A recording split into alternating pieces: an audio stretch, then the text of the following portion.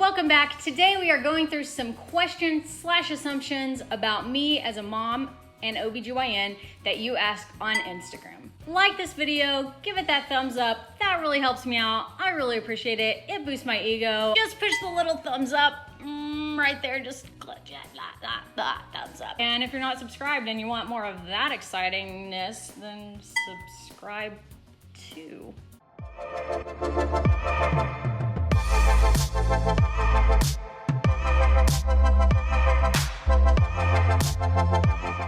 Okay, this one's kind of funny.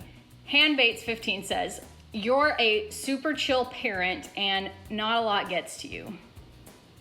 Super chill will never describe me. I am whatever the opposite of super chill is. Like, I am very particular and type A, but I am relatively lenient as far as like being strict. I think the best way to go about this is I'm a choose your battles parent.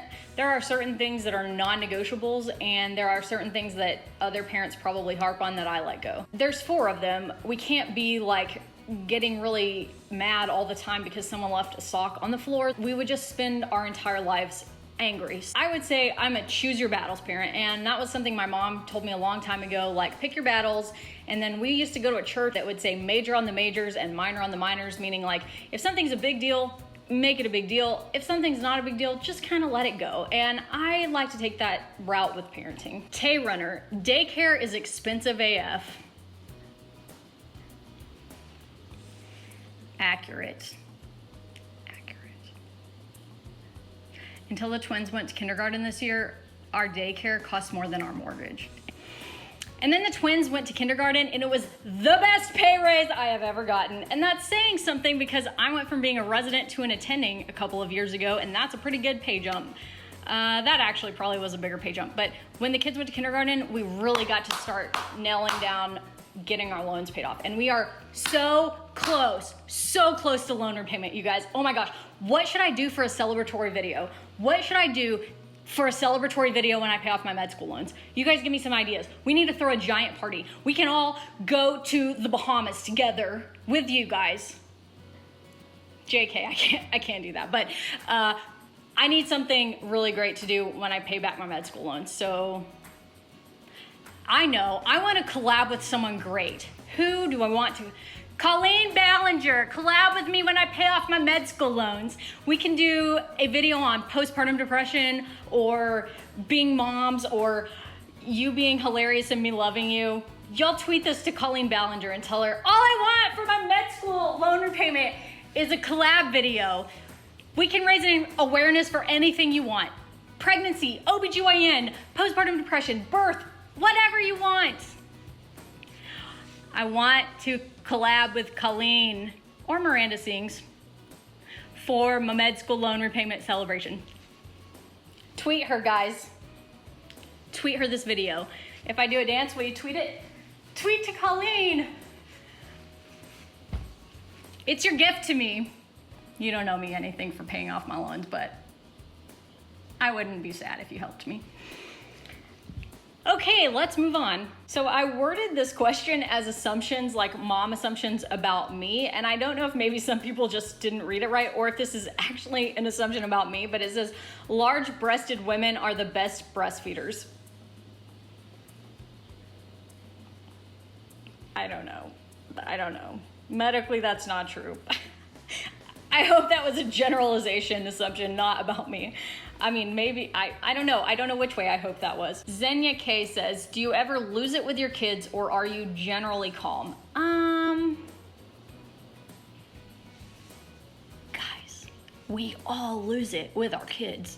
I don't know. I'm calm sometimes. It depends on the day. It depends on the kid. It depends on the situation.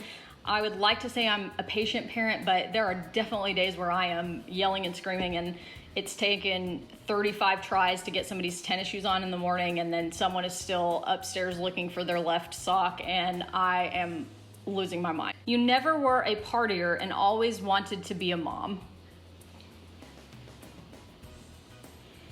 How do I answer this question? I feel like those aren't mutually exclusive.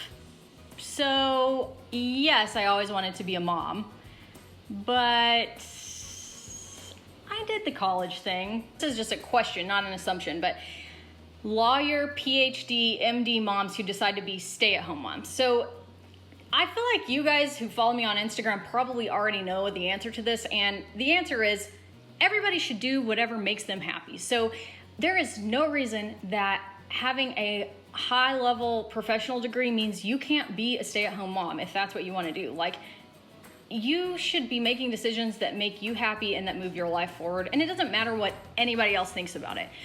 I don't feel like right now that I would want to just be a stay-at-home mom and not be working at my regular job, because I really love my regular job. But being a stay-at-home mom is also a great thing. And like, I don't understand these people who say like, oh, you wasted your training, blah, blah, blah. Like, you didn't. You did what would make you happy at that moment and what would advance you at that moment. And that's a fluid thing through your whole life. We should be allowed to get a few years down the line and make a shift. We're humans just like everybody else. And I don't feel like in a country where we pay for our own medical training and legal training and all of those things that I owe anything to the system that trained me. Like, I currently still want to be a practicing OBGYN, but I don't owe it to anybody to continue to do that. It was my choice to do it. I paid a lot of money to do it. And if I wanted to stop practicing for a while and just stay home with my kids, who cares? And if somebody who's stay-at-home mom wanted to stop staying at home for a while and go back to school, who cares? Just let people do their thing. If it's not hurting you or someone else, or it's not hurting society in general, like, do what you want. I don't know. I'm very big on like live and let live, support each other. There's no reason to have negative views on people who are following their life goals or doing things that make them and their family fulfilled. I want to know about my kids' sleeping habits, and this says, are your kids good sleepers? They're just really not. I can't give you sleep advice. I don't have kids sleep advice. I don't have it. Send me the secrets. I don't know them. Send me the secrets. Send me the kids sleep secrets. I'm very passionate about this. I don't know, and I need the answers. I need the answers. Give me the answers. I feel just like you. Make my children sleep. Even Milo doesn't sleep through the night. You don't want my advice. How did you survive pregnancy sickness with work and looking after your other kids? Interestingly, I've never really had morning sickness or nausea in my pregnancies. And I'm not the only one. There's a lot of people who don't have that. But I did have just really crippling fatigue every time. Like, every time I've been pregnant, I knew almost immediately because I was so tired. And it's like this other form of tired where you feel like you wake up in the morning after 8 straight hours of sleep and you feel like you have lead in your arms and you can't move. Like, it's just this whole body physical exhaustion feeling, and that was tough. It was really tough on me when I was a resident because I was working really long night shifts. I was working, I think, 5 in a row of like 13-hour night shifts, and for a month, the month that I found out I was pregnant with Milo, and it made me a bad teacher, and it made me a bad like parent at home. And I felt like I could only maintain for that 10 weeks to be a good doctor. And like, I was probably a horrible friend and wife and mother, but I just couldn't function. But yeah, getting over that out of the first trimester definitely helped. How did I cope with it? I don't know. You just have to. I heard someone the other day saying, like, when you're juggling, and if you like look at your life as juggling, I wish I could juggle, but I don't know how. And I also wish I could animate this video to juggle balls, but I don't know how to do that.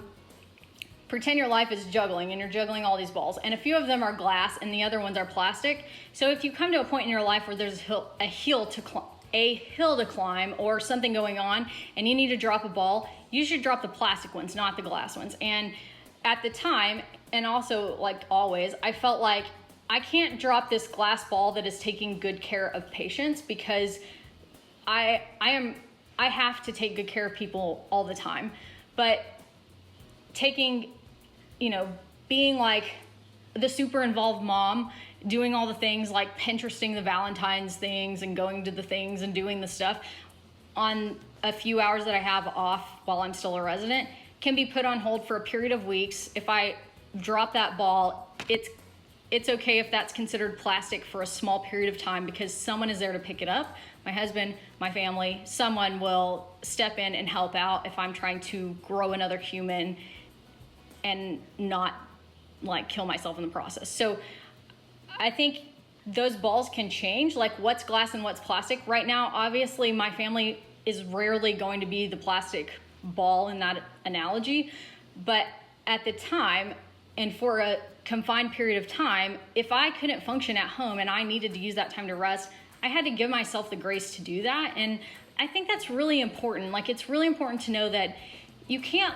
look at every day and decide you're good or bad at your job or good or bad at being a mother, because you have a whole lifetime, a whole lot of days and weeks and hours and months and years, that was a bad order to put those in, to decide if you're good or bad at things. And for those weeks of early pregnancy, I just needed help with my kids, and I just needed not to do a lot of extracurricular things. So that was a long-winded answer for that question, but thank you guys for tuning in, asking great questions, and I hope you learned something about me and my family today. If you're not subscribed, hit subscribe. If you haven't liked this video after my begging at the beginning, like this video. Be kind to yourself, to each other, to me, in the comments. Be kind, and I will see you next time.